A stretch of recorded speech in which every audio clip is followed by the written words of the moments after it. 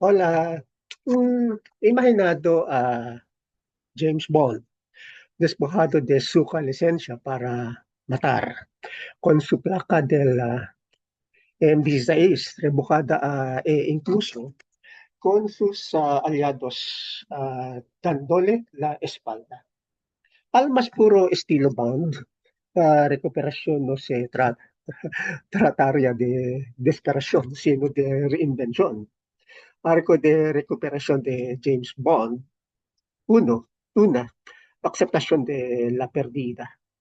Bond primero se enfrentaría a la realidad, sin trabajo, sin misión oficial, sin refuerzos, como Rocky tras una derrota, no sería el revés, sin negarlo.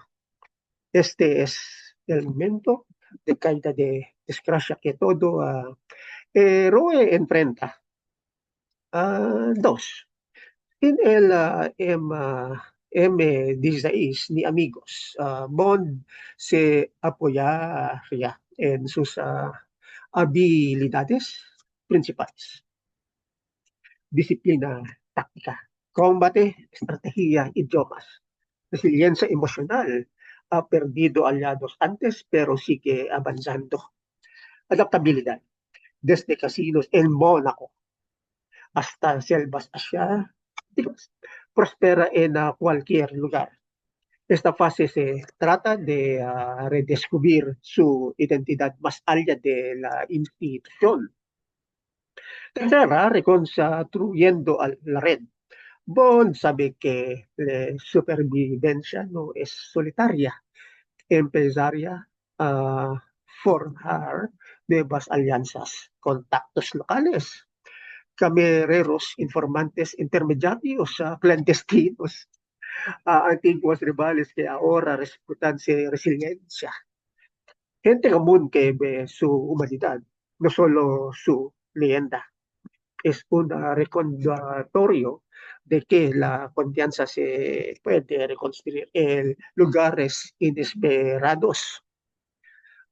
Cuatro, propósito más allá de la M16. La recuperación de Paul dependería de encontrar una misión más grande que él mismo: proteger a inocentes sin órdenes, combatir la corrupción como agente corrupto, vivir según sus propias reglas en lugar de la reina y la patria.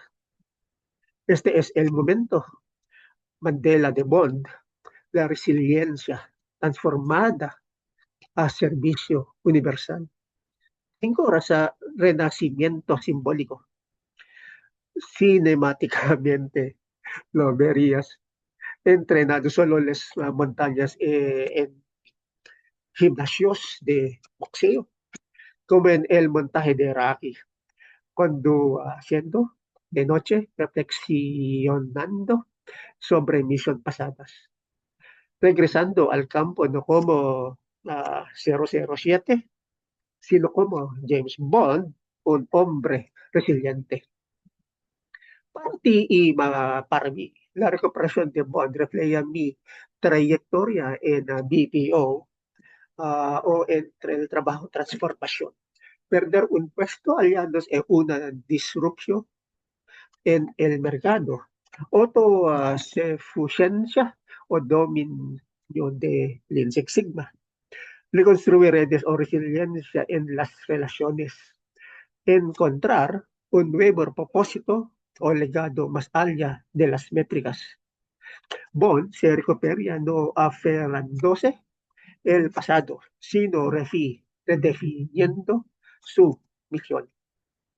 Cinematográficamente, Bond no solo se conseguirá un trabajo, redefinir su misión, ganarse la vida, protegiendo a la gente, desmantelando la corrupción y demostrando que la resiliencia no necesita una insignia.